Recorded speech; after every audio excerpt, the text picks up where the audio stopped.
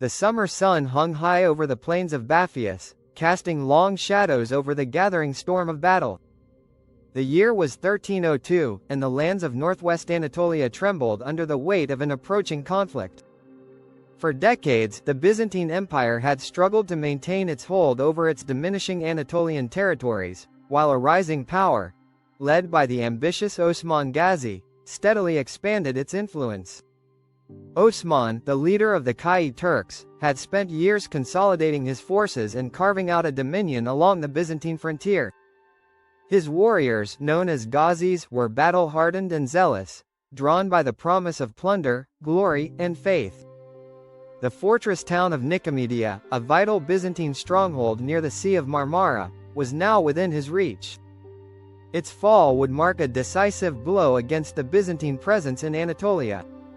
Fearing the loss of this crucial territory, Emperor Andronikos II dispatched a formidable force under the command of the experienced General George Mouzalon. The Byzantine army, bolstered by Alan mercenaries and local militias, numbered around 2,000 cavalry and 5,000 infantry. They marched westward, determined to push Osman's forces back into the interior. On the other side, Osman had rallied nearly 5,000 warriors, Turkish horsemen, Ghazi raiders, and frontier soldiers eager to prove their mettle. As the Byzantines approached the plains of Bapheus, near the town of Yalova, Osman saw an opportunity to strike. He ordered his men to prepare for battle, their hearts brimming with confidence. The battlefield stretched before them, rolling hills and open plains, ideal terrain for the swift and relentless attacks of Osman's cavalry. As the Byzantine troops positioned themselves, their banners fluttering in the warm breeze, the Turkish warriors let out war cries, their horses stamping impatiently. At the break of dawn on July 27, 1302, the battle commenced.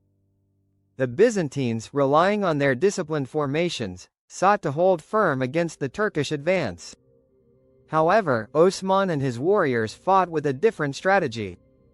Rather than a head-on clash, they launched a series of swift cavalry charges, striking hard and then retreating before the Byzantines could counter. Dust rose into the air as horse hooves thundered across the plains, arrows raining down upon the Byzantine lines. The Alans, fierce warriors in their own right, attempted to turn the tide, charging forward with brutal efficiency. But Osman had anticipated this. His forces, feigning a retreat, lured the Alans deeper into the battlefield before suddenly encircling them. The Alan mercenaries, isolated and overwhelmed, began to falter. As the Byzantine infantry wavered, the Turkish cavalry pressed their advantage, striking relentlessly at the flanks.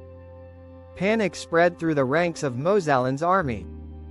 One by one, the Byzantine lines began to collapse. Realizing the battle was lost, Mouzalon ordered a retreat toward Nicomedia, leaving the battlefield in chaos. The victory was decisive. The Byzantines had suffered heavy losses, their confidence shattered, while Osman's forces stood victorious. For the first time, the Byzantines had failed to contain the growing might of the Ottoman principality. The defeat at Bapheus marked a turning point. It was the first major battle where the Ottomans had openly confronted and triumphed over Byzantine forces. In the aftermath, Osman Gazi and his warriors tightened their grip on the region. The Byzantine presence in Anatolia continued to weaken, and more Turkish tribes flocked to Osman's banner, recognizing him as a true leader of the frontier. The road to empire had begun, and the echoes of Bapheus would resonate through history as the moment the Ottomans emerged as an unstoppable force.